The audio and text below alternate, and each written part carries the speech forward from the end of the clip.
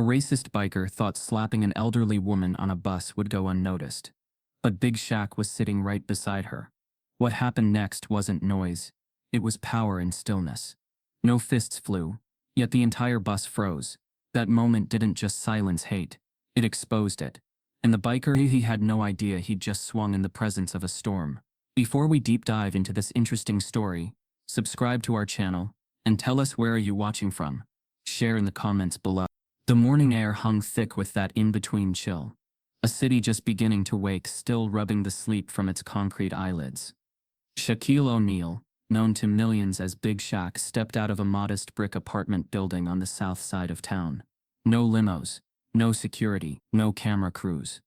Just him, his gray hoodie drawn up, hands sunk deep into his pockets, and a quiet kind of weight in his steps. He walked like a man with nowhere to be, but too much to think about to stay still. This wasn't his neighborhood. Not anymore. But it had once been the type: rows of old houses, cracked sidewalks, kids with basketball dreams scribbled on the walls, in chalk, and scraped knees. He liked being around it. It reminded him of who he used to be, or maybe who he still was, beneath all the banners, trophies, and headlines. He hadn't told anyone about these morning bus rides. It was his thing, a reset button. In a world too loud, too fake, too rushed. He arrived at the stop on 83rd and Linton. The bus was always late. That gave him time to watch. He'd grown fond of observing people. The quiet girl with pink headphones always reading medical books.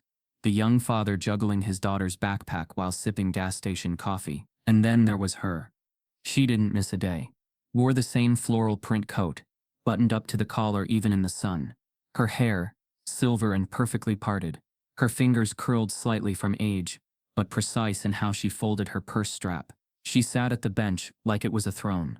She didn't fidget, didn't check her phone. Just sat, like she had nothing to prove. Her name, he later learned, was Mrs. Alma Drake. But right now, she was just the quiet strength he felt drawn to every morning. Shaq didn't sit right next to her at first. That would have been too obvious. But he always sat nearby, close enough to keep watch. Not protectively, more respectfully. She carried something he respected. A dignity that didn't need to be announced.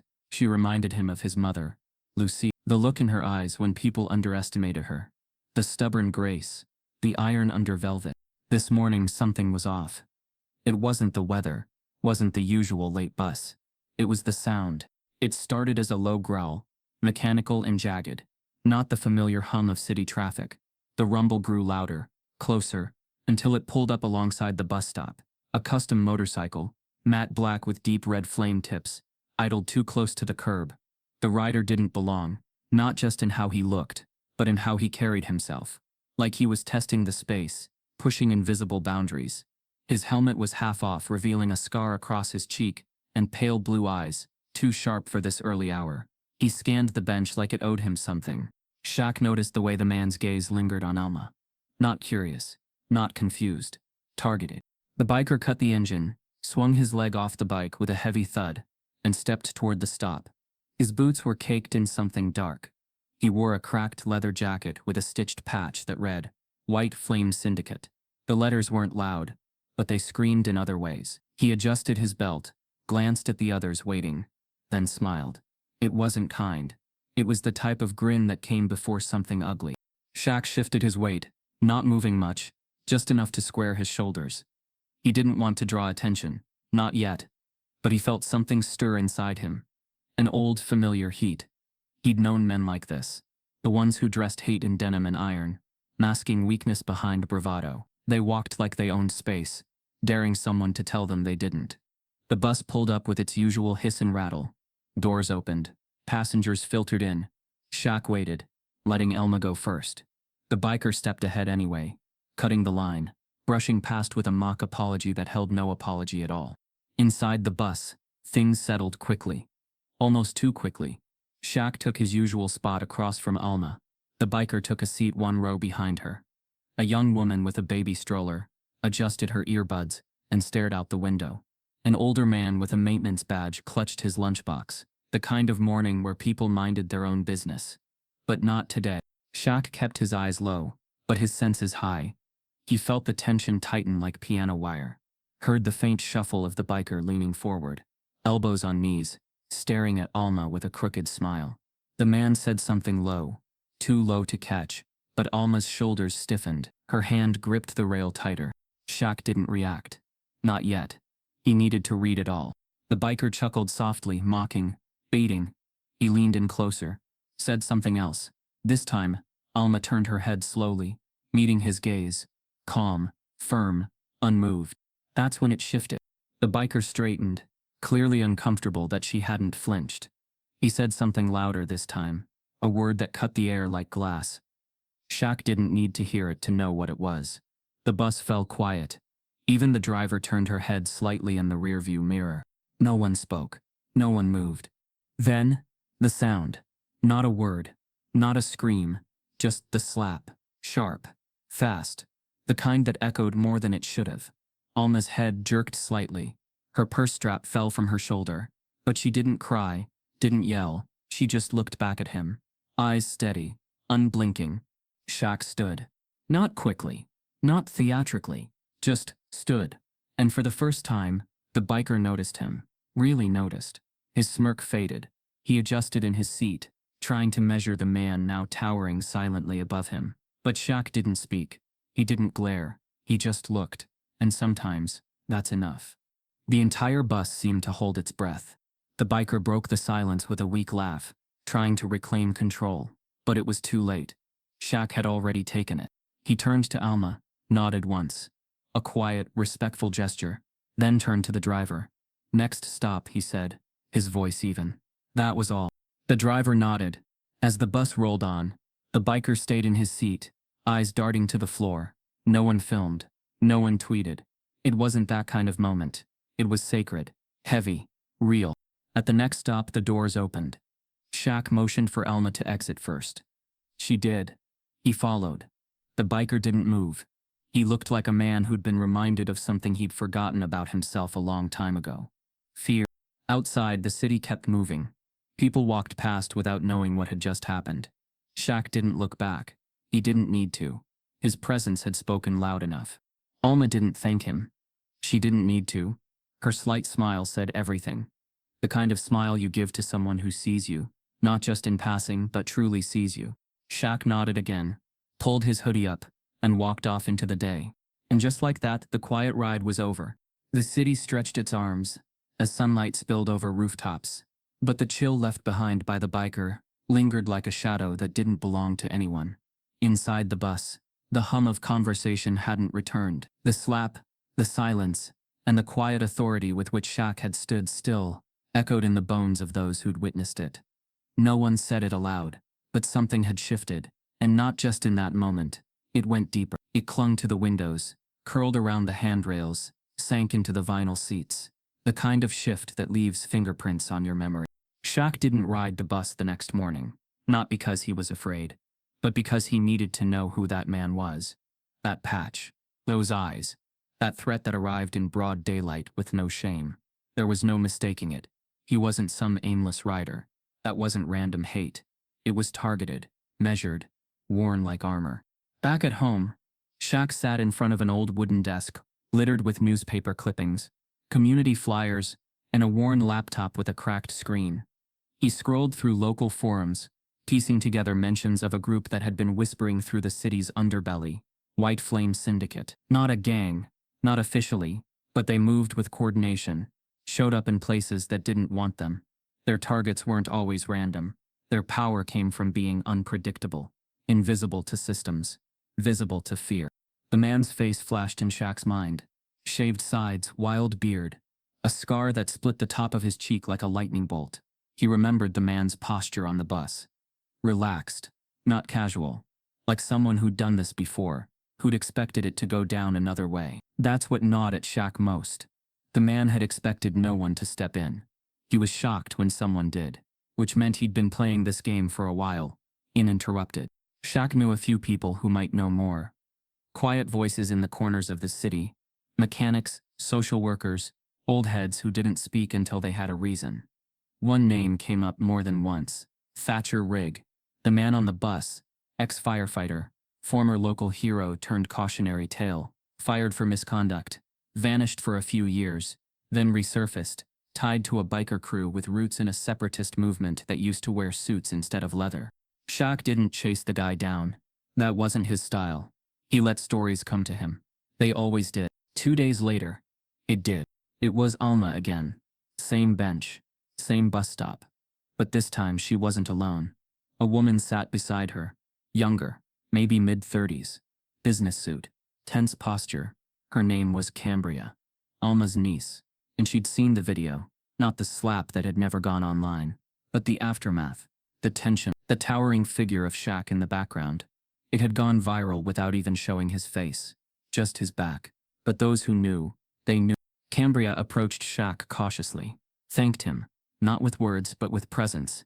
Then she told him something that froze the air all over again. Alma had received a letter. No return address. Just a typed message slipped under her door the night after the bus incident. 5 words. Stay quiet. He always returns. Shaq read it twice. Then again. There was no signature. No threat spelled out. Just a quiet implication. That's when the story changed. It wasn't about a slap. It wasn't about a moment.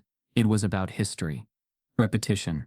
And the echo of unchecked hate circling back like a storm cloud, with nowhere else to land. Thatcher Rigg didn't just show up randomly. He'd been circling Alma's apartment complex for weeks. Neighbors noticed him parked nearby, thought he was there for someone else. No one wanted to assume. No one wanted to get involved. And now it made sense. Back when Alma was younger, during the late 70s, she had filed a complaint against a group of officers for excessive force during a protest in the city. One of them had been Rigg's older brother. That complaint led to an investigation. That investigation led to an early retirement and a tarnished record. The family never forgot, and apparently neither did Rigg. Shaq understood now. This wasn't random. This was legacy hate.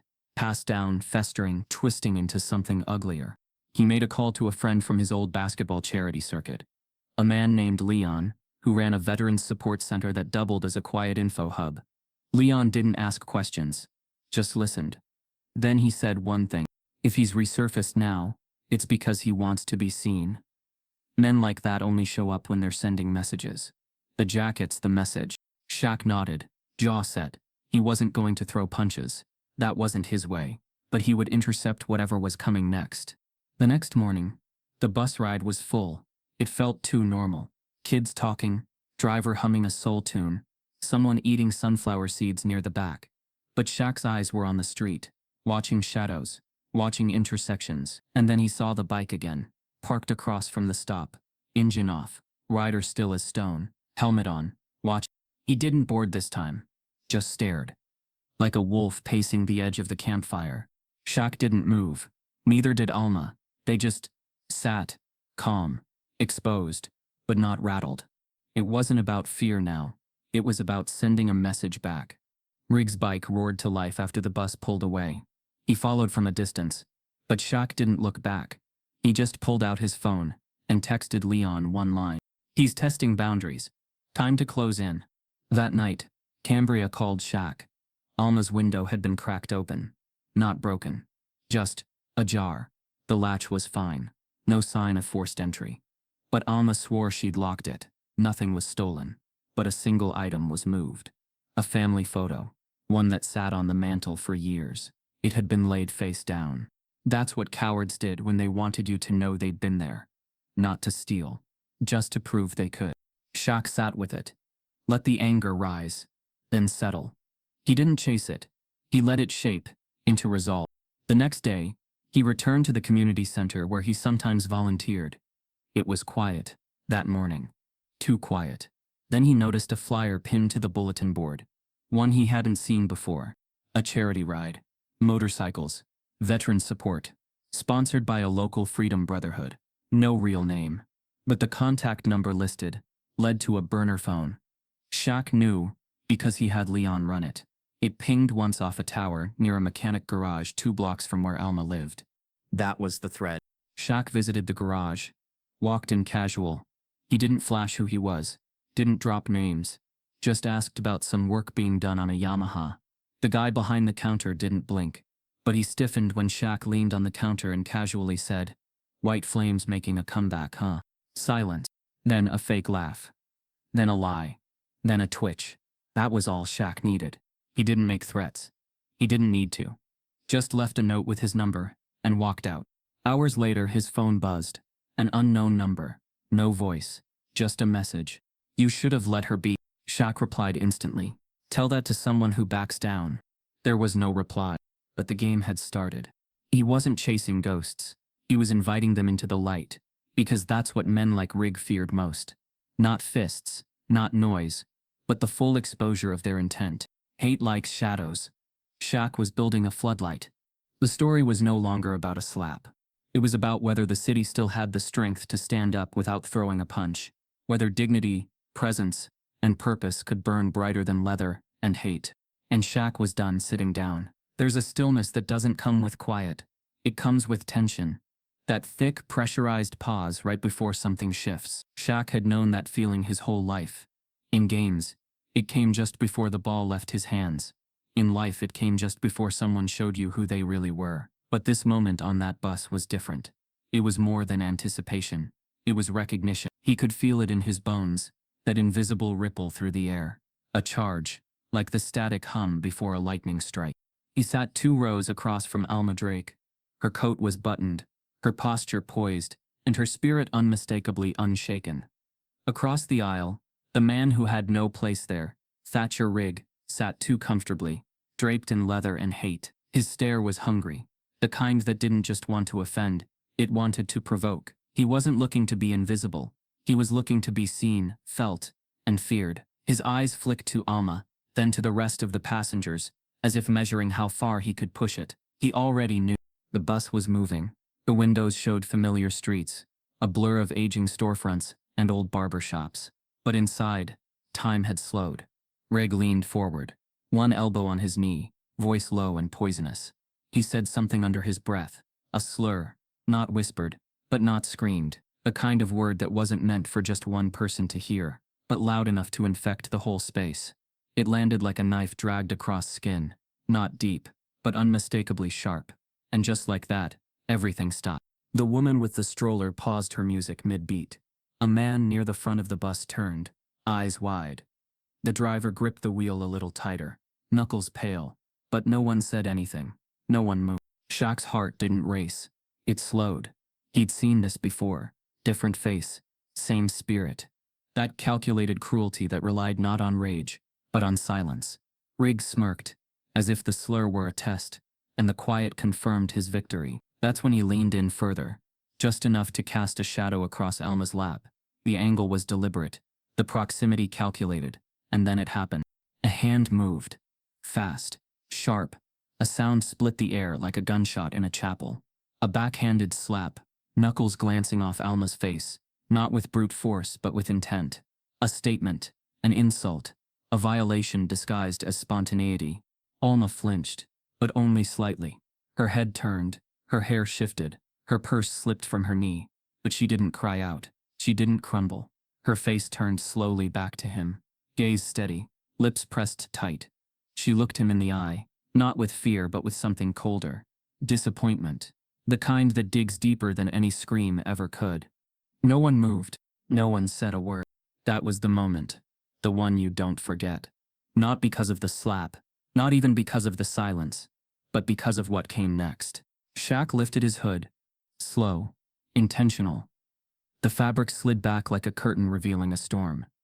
He didn't make a sound. He didn't clench his fists or raise his voice. He just rose. Massive, imposing, calm. The kind of calm that doesn't come from control, but from decision. From knowing exactly what needed to be done, and how much you didn't need to say to do it. Rigg turned his head slowly. His confidence faltered, just a crack. His legs shifted beneath him. His breath caught for half a second. Shaq said nothing, didn't glare, didn't puff out his chest. He just stood there, a presence too large to ignore. Not just in size, but in weight, the kind of weight that fills a room, makes air feel heavier. And still, no one spoke. There was no need. Shaq didn't look at Rigg. He looked at Alma, then down at the floor where her purse now lay open. Its contents spilled. Glasses case, tissues, a small keychain shaped like a butterfly. Shaq leaned down, picked it up gently, and placed it back in her lap. She looked up at him, eyes glossy but unbroken. He nodded once. Rig shifted again. Uncomfortable now. He ran a hand over the patch on his jacket, like it would shield him from what was happening.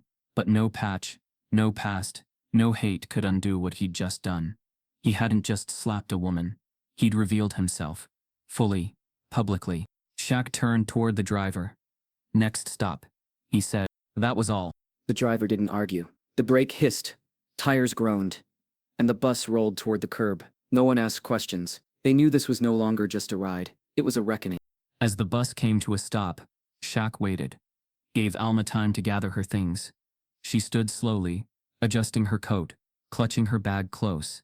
Her hand brushed Shaq's arm gently. A gesture of thanks. Or maybe reassurance. Maybe both. Rig didn't move, didn't say a word. Just sat there.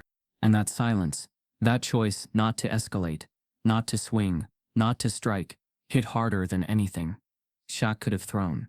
Because power isn't always in what you do. Sometimes, it's in what you choose not to do. They stepped off the bus together. The morning light had shifted.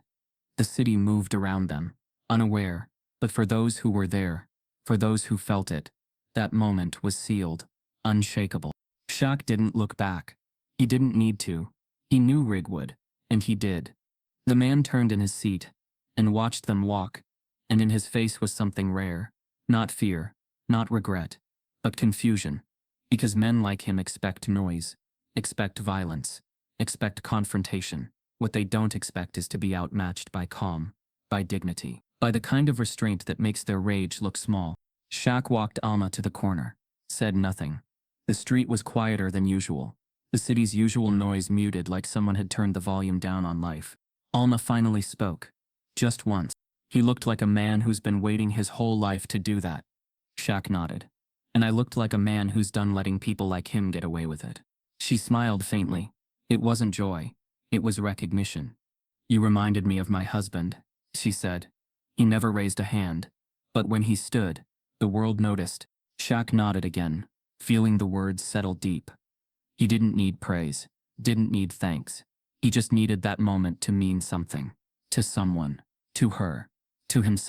Back on the bus, Rig sat in silence. The eyes of the passengers no longer looked away. He was exposed now. Not because someone fought him, but because someone didn't. And that's what would haunt him longer than any bruise. Shaq walked away from the stop. Hoodie back up, head high. Some moments come and go. But some stay with you forever. And this was the kind you never forget. There was a memory, buried deep but still pulsing like an old bruise. He was 15, tall for his age, already drawing eyes on the court. He'd been walking home from practice in Newark when he saw it. 2 boys from his school cornering a smaller kid behind the gym. One of them shoved the kid against the fence. Nothing too violent. Just enough to humiliate. Enough to let the victim know where he stood. Shaq froze. Watched from behind the bleachers. Told himself it wasn't his business. Told himself the teachers would handle it. But they didn't. And the next day the smaller kid didn't come to school. A week later he transferred. Shaq never saw him again. That moment stayed with him. Not because of what happened, but because of what didn't. Because of what he could have stopped. What he didn't say. What he didn't do. That silence hadn't been powerful. It had been cowardly. So now when people looked at him at Big Shaq, the man whose very presence could swallow a room, what they didn't see was that 15-year-old boy still carrying that day, like a stone in his chest. That's what made his stillness on the bus so sharp. So precise. It wasn't passive. It was penance, and it meant something. In the hours that followed the incident, the city didn't erupt. There were no headlines yet. No videos had leaked. But inside that bus, those who sat near the moment began to process what they'd seen. And some of them told others. Word of mouth moved faster than Wi-Fi. There was talk of the tall man who didn't yell, the older woman who didn't back down, the biker who slinked away without consequence. But it wasn't over. Not by a long shot. Shaq returned to the bus stop the next day. Hoodie up, same bench, same posture. He didn't expect Alma to be there again. But she was. Her floral coat as buttoned and proper as ever, now had a small wrinkle on the left sleeve. He noticed she had added a pin tiny and silver shaped like a dove, the smallest symbol, the loudest message. They didn't speak. They didn't need to. Silence again. Only this time, It was shared. As the bus rolled up, a young man stood waiting to board ahead of them. He paused, then turned. "I saw what you did yesterday," he said to Shaq, voice unsure, almost hushed. Thank you." Shaq nodded, acknowledging it but said nothing. Alma glanced over, half smiling. That kind of smile people share when they know they're part of something bigger, something spreading. Because silence can echo too. That day the bus ride passed without incident. No biker, no shadows in leather jackets. But tension still rode alongside them, invisible yet real. People watched Shaq with cautious curiosity. Some recognized him, others just sensed something larger moving beneath the surface. At his stop, Shaq stepped off and walked past the alley behind a row of old auto shops. The scent of oil and rust filled the air. That's when he noticed a mark, chalk graffiti on a dumpster wall. 3 letters, WF, White Flame Syndicate, freshly drawn. Not loud, just enough to whisper. "We see you." Shaq paused, looked at it, didn't touch it, didn't take a photo. He let it sink in. The fight wasn't over. It hadn't even started. But this time he wasn't a teenager frozen behind bleachers. He wasn't a bystander. He was the line. Later that night, he pulled an old composition book from his drawer. It was full of quotes, memories, thoughts he'd scribbled over the years. On the inside cover was a sentence underlined 3 times. "Every moment you stay silent, you teach them you're okay with it." He read it once, then again, then closed the book. That was why he didn't shout on that bus. Why he didn't strike. He'd learned that not every battle needs fire. Some need ice. Some need patience. Some need to be burned into memory. Not with chaos, but with poise. Because fear doesn't just live in noise. It lives in silence too, but only when you let it. And Shaq had decided long ago, his silence would never protect the wrong people again. It had started on the ride after, not the one with the slap, the one that came a day later. Same bus line, different passengers, different tone. Shaq boarded in silence. Hoodie up, presence heavy. The city was going through the motions, as cities do. Nothing on the outside had changed. But inside that bus, every regular knew. The tension rode with them now. Invisible, coiled, Rig was already there, slouched in the back, arms stretched across 2 seats like a king in exile. He didn't say a word, but he didn't have to. His patch spoke for him. His glare was a challenge, or maybe a dare.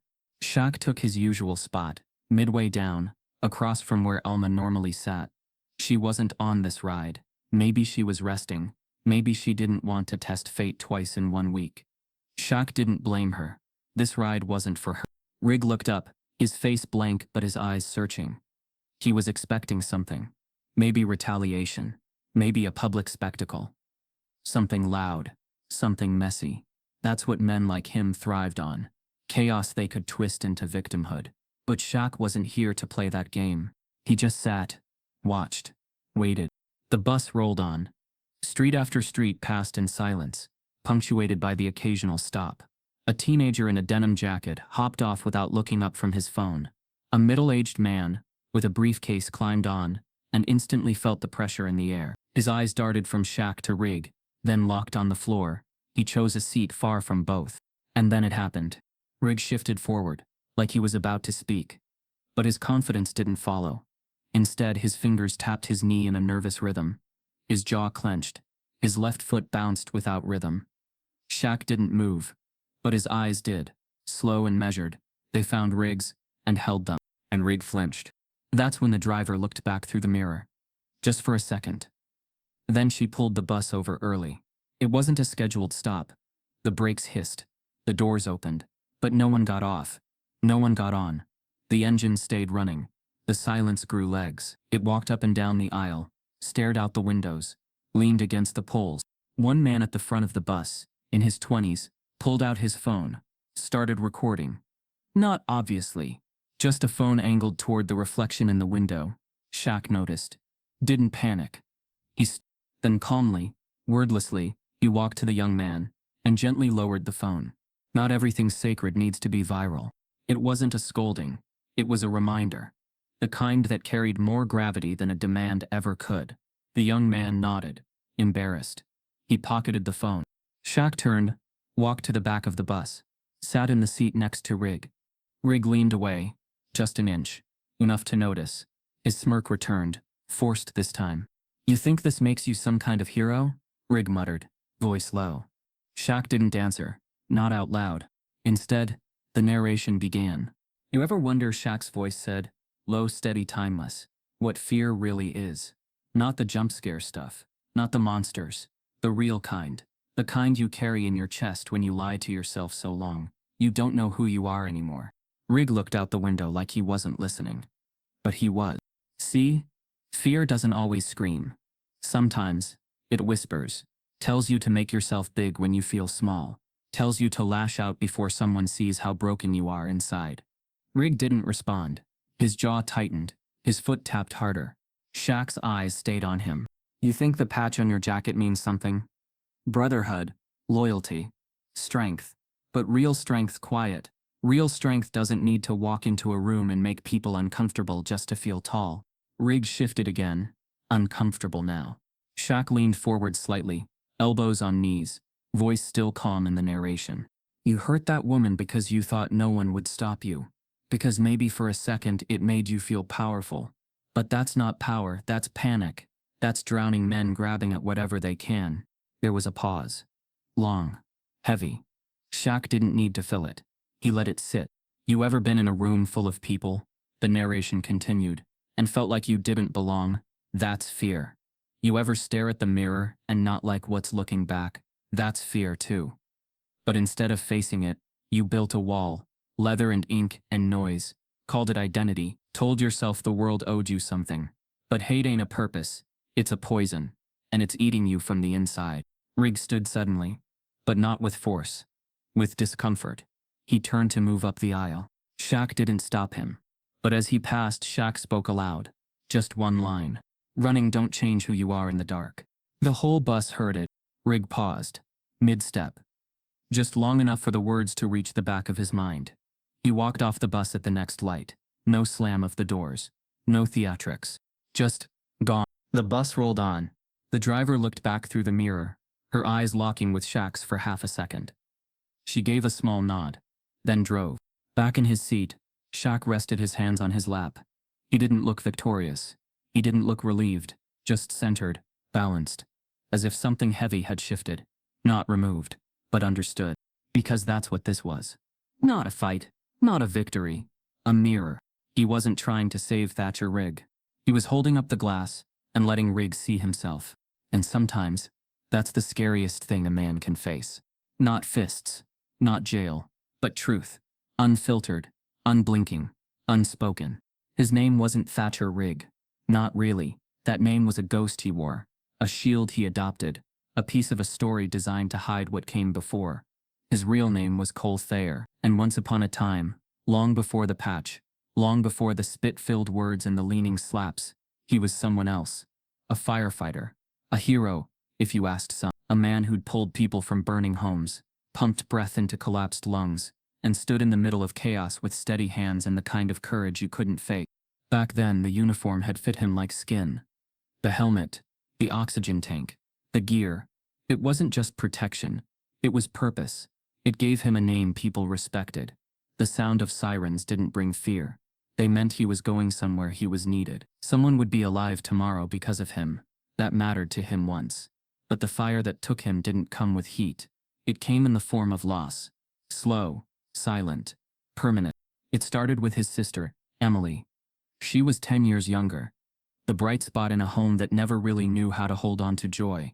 Their father, an ex-Marine turned bitter mechanic, didn't talk much unless it was through clenched teeth. Their mother worked nights and slept through mornings, her body breaking down a decade too soon. So Cole became the one Emily ran to.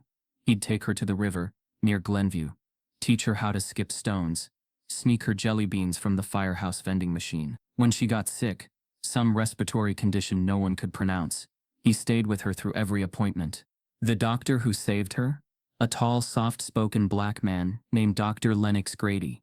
He had hands like instruments and a voice like calm water.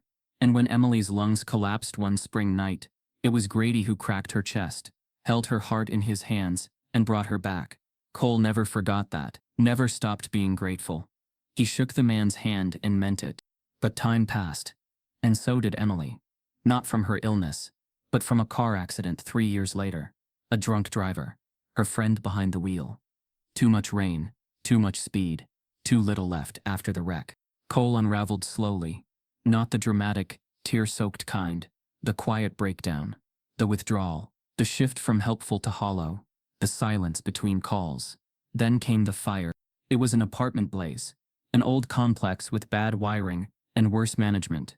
Cole was inside the building with 2 other men. Floor 3. He was trying to pull a young girl out of a bathtub full of smoke when the ceiling gave in. A beam crashed down. He caught it with his back. It fractured 2 vertebrae, broke his shoulder, and ended his career. He survived. The girl didn't. The department honored him with a folded flag and a commemorative plaque. Then they moved on. Cole did. He spent the first 6 months after the injury in physical therapy. The pain was manageable. The loneliness wasn't. His body healed, but his head, it stayed somewhere in that apartment. Somewhere beside that little girl. The guilt clung to him, like the smoke he couldn't wash out of his memory. He drank. Too much. Then came the arrest. DUI. Nobody hurt, but enough to ruin what was left of his record. Then came the bar fights. Then the county jail. And in that sterile beige-colored cage, he met them. Men who didn't call themselves racists out loud. They had different words. Brotherhood. Identity. Pride. They didn't yell. They whispered. Told stories about how the system was rigged. How others were taking what was theirs. How their failures were never really their fault. Cole didn't believe it. Not at first. But grief makes you vulnerable. Guilt opens doors. And when someone hands you a reason, a target, a villain, sometimes it's easier to point a finger than stare into a mirror. They gave him a patch. White Flame Syndicate. It wasn't a gang. Not officially. No tattoos. No initiations. Just meetings. Rides. Talk. And over time that talk hardened into belief. His world shrank. Reality bent. He told himself he hadn't changed.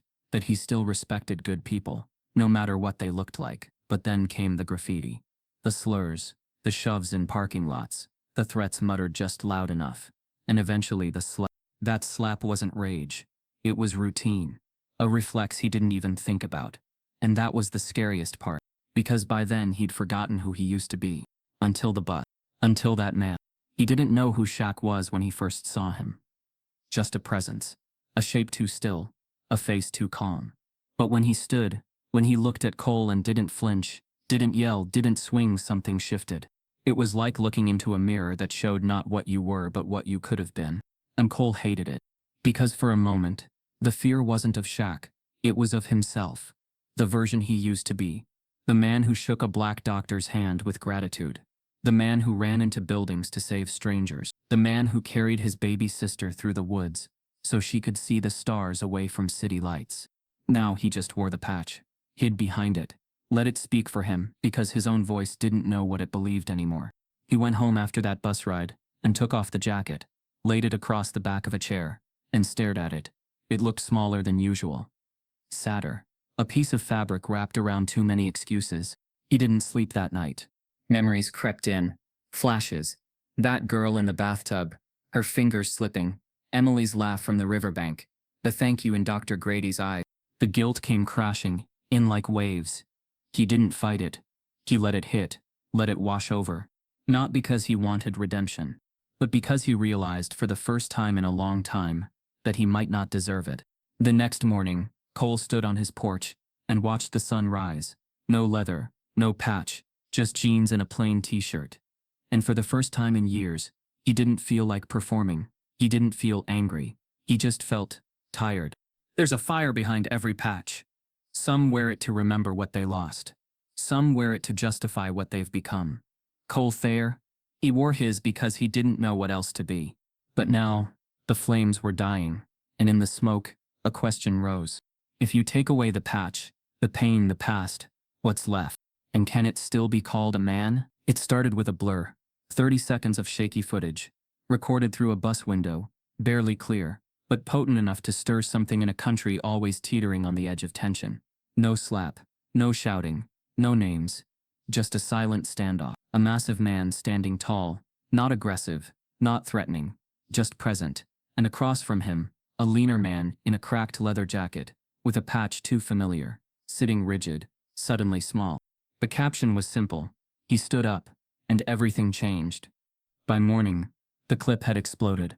Millions of views, thousands of theories, comment threads overflowing with arguments, applause, rage, hope.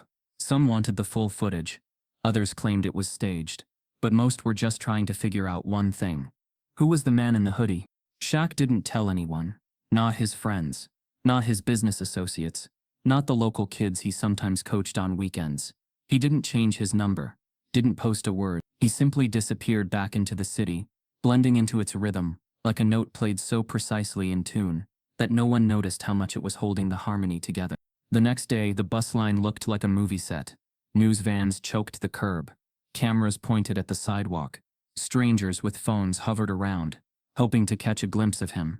A crew from a national morning show tried to bribe the driver for passenger names. No one gave them anything. Inside the chaos, Alma Drake stood with a cane in one hand and her composure in the other. She wasn't dressed for interviews, just her usual floral coat, buttoned clean, with that same silver dove pin on the collar. The reporters swarmed her, mics extended like blades. Can you tell us what happened? Was it racially motivated? Do you know the man's name? Did he hurt the biker? Was there a weapon? Alma didn't flinch. She waited, then answered only one question. I don't know his name, she said, but I know what I felt. A hush fell around her. The reporters leaned in. I felt safe. No one spoke. The wind picked up behind her, tugging at her coat. For the first time in a long while, I felt like someone stood beside me. Not above, not in front, not behind, just beside. And he didn't yell, didn't swing. He just stood. And that, she said, eyes scanning the crowd, is more than most men ever do. The moment rippled. Clips of her words surfaced online within minutes, attached to hashtags. Debates bloomed like wildfires. Some wanted the man in the leather jacket, now confirmed by armchair detectives to be Cole Thayer, prosecuted for hate crime. Others surprisingly dug into his past and uncovered his firefighting days. The accident, the loss. A new division took root. Those who demanded justice and those who whispered redemption. Cable news anchors dissected the footage from every angle. Panels debated ethics, morality, race, masculinity. Politicians co-opted the moment. To advance their talking points, talk shows brought in trauma experts and body language analysts. They asked what it meant that the tall man didn't strike, what it said about restraint, about power, about how dignity could be louder than destruction. But Shaq wasn't watching. He was walking the sidewalks of neighborhoods that didn't know they were on camera. Watching children play without realizing the world was arguing over their futures. Sitting in cafes where no one asked for photos. Just breathing, listening, processing. It wasn't fear that kept him silent. It was purpose. He knew the world didn't need another celebrity voice trying to frame the narrative. They didn't need his name trending. They didn't need his face on t-shirts or his quotes on protest signs. They needed the silence to last long enough to feel something different. Sometimes when everyone watches, the bravest thing you can do is leave the stage. But the world wasn't content to let the mystery go. A local activist group created a mural downtown, half-finished, abstract, bold. One side showed the outline of a man standing, arms by his sides, towering not like a giant, but like a guardian. The other side remained blank. The artist said it would stay that way, until the community chose what to fill it with. One evening, Alma returned to the mural with a bag of paintbrushes. Not to finish it, but to protect it. She sat nearby with a folding chair and greeted strangers who came to stare, asking them what they saw. Back in his apartment, Shaq received an envelope. No return address, just a newspaper clipping, tucked inside. It was from a local op-ed column, a piece titled "The Power of Not Hitting Back." It quoted Alma, quoted him too. His one recorded line, "Not everything sacred needs to be viral." Underneath, someone had handwritten 4 words in neat cursive. You did the right thing. He didn't know who sent it. He didn't try to find out. A week passed, then another, and gradually, the storm settled. Cole Thayer was interviewed once, briefly, off camera. He didn't deny anything, didn't excuse it, just said, I thought I was still angry at the world, but maybe I was angry at who I let myself become. The network didn't air most of the clip. Too quiet, not dramatic enough, no outrage to sell. Instead, the internet did what it always does. It moved on. New clips, new arguments, new outrage. But not for everyone. In a high school writing class 3 towns over, a student wrote a short story titled, "The Man Who Didn't Swing." A bus driver in Detroit hung a photo of Alma on her rearview mirror. A preacher in Baltimore quoted the line in his sermon. A protester in Los Angeles carried a sign. He stood and Shaq. He kept riding the bus. Different times, different routes, no hoodie now, just himself. He didn't do it to watch over. He did it to remind himself what it means to be among. Because when the world watches, it's easy to become the thing they want you to be. Hero, villain, symbol, solution. But the real work, the real change, that happens when no one's watching. A crack in his stone, a start. Not because of the color of his skin, but because of the weight he brought into the room. His shoulders hunched, as if waiting for a blow. His mouth tight, always fighting the urge to defend. The others noticed, but they didn't call it out. They'd all carried their own weight once. The circle was made up of men and women from different walks of life. An ex-cop, a youth counselor, a bus driver who used to drive Alma's route, and a man who'd once been the target of a hate crime and now taught art to kids with autism. There were no lectures, just stories. Shared truths, questions that didn't have easy answers. Cole didn't speak much at first, just listened. But Shaq wasn't looking for his voice. He was watching for something smaller, slower. The shift that happens when you stop building walls and start wondering what it's like to feel air on your skin again. Shaq came in on the 3rd week. He didn't stand at the front. He didn't get introduced with a title. He just took a seat in the circle. Same folding chair, same chipped linoleum floor beneath him. The room quieted, but not out of reverence, out of respect. When it was his turn, Shaq didn't mention the bus. Didn't say Cole's name. Didn't reference the patch, the stare, the slap. He talked about shame. He talked about the night he didn't stand up for a kid getting bullied behind the school gym. How that moment stayed with him, not because it was violent, but because it was silent. How that silence turned into a wound. Not one you could see, but one that bled into your choices. Then he talked about growth. He talked about the lie people believe, that redemption is a door you walk through, and suddenly everything's fixed.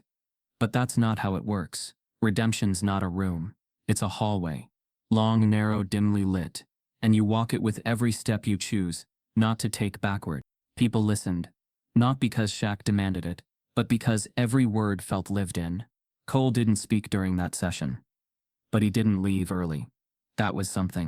The next week, Cole came back wearing a plain gray hoodie. No jacket, no patch. His posture was different, less defensive.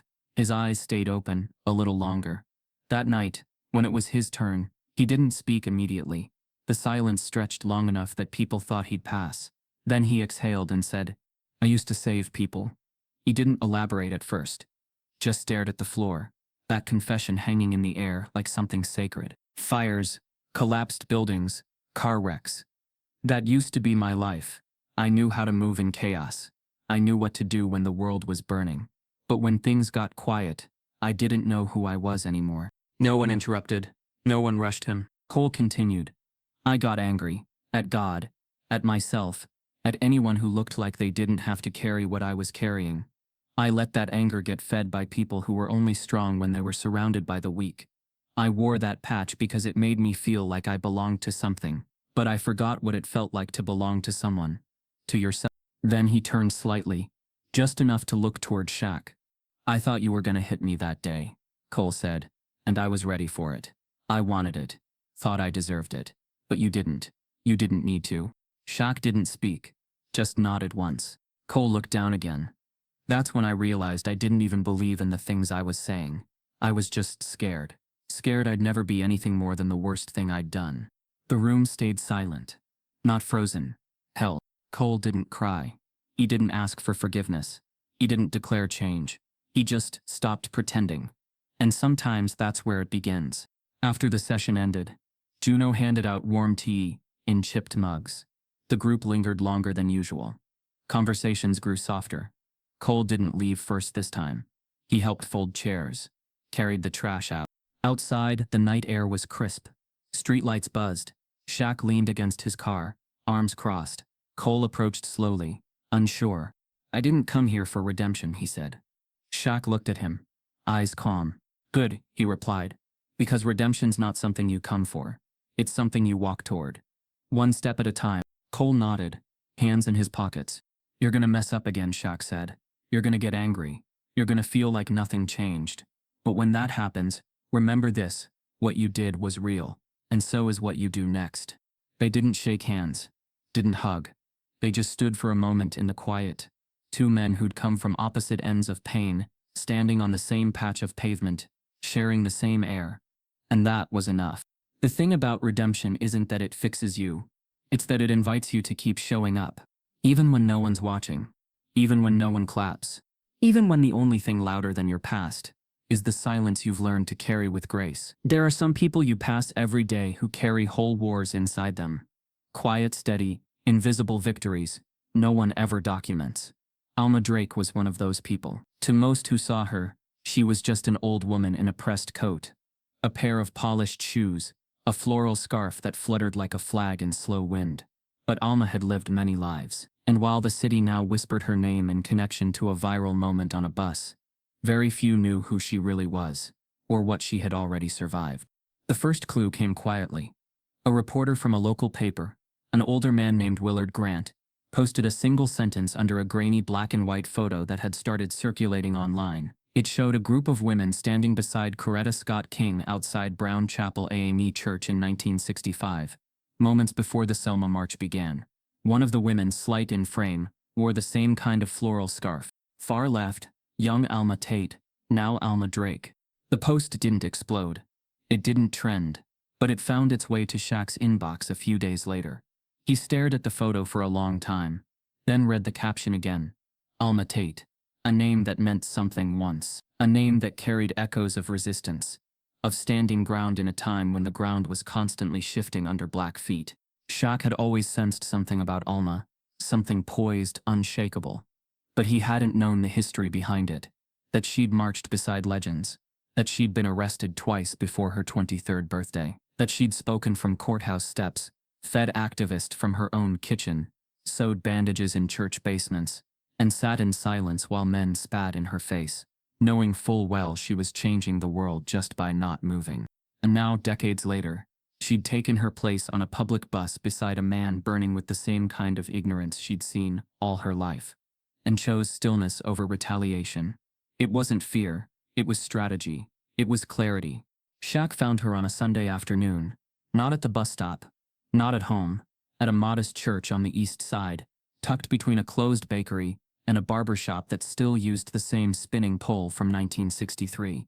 He didn't go inside, just waited on the steps. She walked out alone, her Bible tucked beneath her arm like always, her hat tilted just right. When she saw him, her face didn't flinch. She just smiled the way people do when they know the next moment is meant to happen. They sat beneath the sycamore tree beside the church, its limbs still heavy from spring's early bloom. Shaq didn't speak at first. Neither did she. The silence between them wasn't awkward. It was earned. I saw the picture, Shaq finally said. Alma nodded slowly. I figured you would. You were there? He asked. I was everywhere, baby, she replied, her voice smooth, tinged with the edge of decades. She began to tell it, not the version in textbooks or documentaries, but the truth from her shoes. How she joined the movement, not because it was glamorous, but because she couldn't stand not to. How her husband, Malcolm Drake, taught her that change didn't always march in crowds. Sometimes, it sat cell, in the front seat, on a bench, at a lunch counter, or on a bus. Malcolm wasn't loud, she said, eyes drifting toward the sky. Didn't believe in shouting, believed in watching, believed in making a man feel seen, without ever saying a word. And when he stood, Lord have mercy, the room adjusted. Shaq listened, not just with his ears, but with everything in him. There was something about the way Alma spoke that stitched old wounds together with thread made of truth. I didn't sit on that bus because I was tired, she continued. I sat because I wanted him to see me, really see me. That's the thing about men like him. They feed on fear, on flinching, on backs turned and heads bowed. I gave him none of that. Shaq nodded, the image of Cole's stunned silence flashing in his mind. You reminded me of Malcolm, she added, voice softer now. The way you stood. Not because you had to, but because you could. That kind of stillness. That's not weakness. That's weight. That's a man's shadow telling the world it better watch its step. There was a pause. Then Alma reached into her purse and pulled out a faded envelope. Inside was a copy of a letter Malcolm had written her in 1968, 3 weeks before his death, shot and killed by a man who'd once been his friend, turned bitter, turned against him, turned silent when he should have spoken up.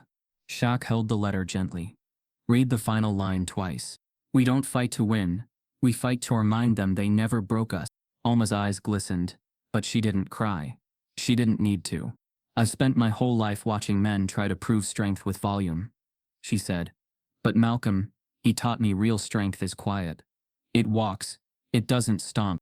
Shaq looked at her, his voice thick but steady. Why didn't you tell anyone who you were? She smiled again, this time with a sly curve. Because that moment on the bus wasn't about who I was. It was about who I still am. The weight of her words landed hard. Not heavy, but solid.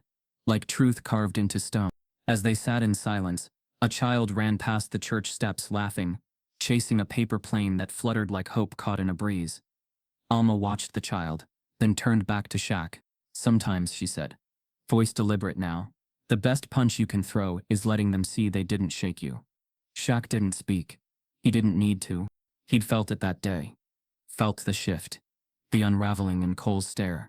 The panic that replaced confidence. All because a woman sat straight, and a man stood quiet. The world had watched the footage and turned it into a moment. But this was history continuing itself. Not in marches or megaphones, but in posture, in poise, in a quiet old woman with fire in her bones, and a past made of protest. When Shaq finally stood to leave, Alma reached out and gently touched his forearm. You keep standing, Big Shaq, she said, even when the cameras turn away. Especially then.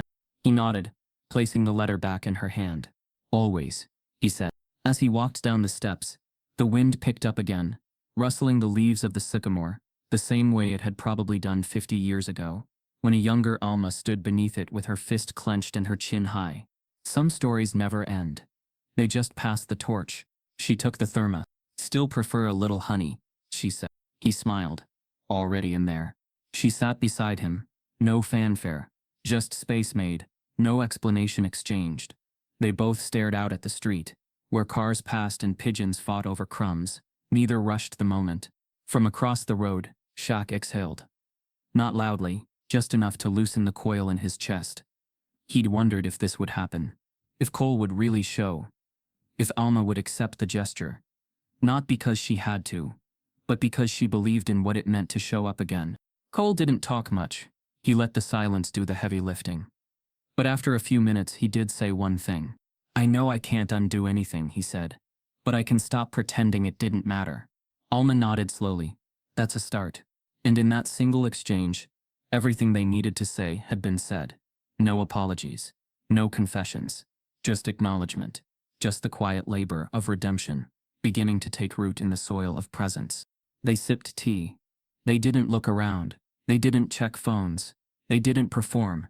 And across the street, Shaq watched them sit. Two people shaped by a moment the world had tried to claim, trying now to claim it back for themselves. His phone buzzed in his pocket. He didn't check it. This wasn't a headline. This was real life. Unfolding. A few kids rode their bikes past, their tires hissing over the sidewalk. A delivery truck honked twice as it squeezed around a parked car. The world moved on, just as it always does. But something in it had changed shape.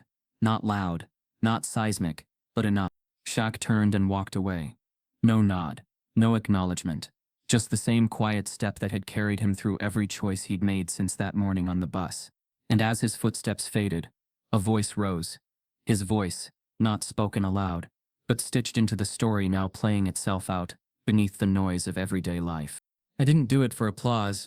Didn't do it for headlines. I did it because my mama taught me when the world gets loud with hate, sometimes the strongest thing you can do is stand up and not move.